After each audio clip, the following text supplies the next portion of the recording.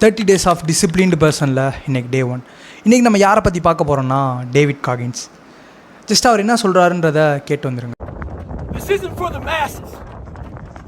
This is for those who want to leave normal behind.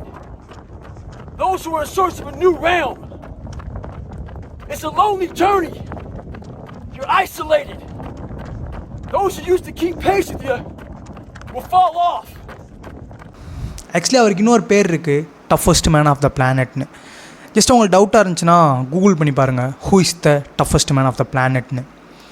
அவரை ஏன் நம்ம அப்படி சொல்கிறோன்னா, அவர் ஒரு டஃப்பான மேன்.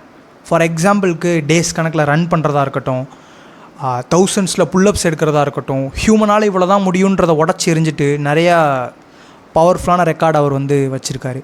அவர் சொல்கிற விஷயம் என்னென்னா, எல்லா விஷயத்தையுமே ஈஸியாக நம்மளால் அடைஞ்சிட முடியாது. So stay strong. பாய்.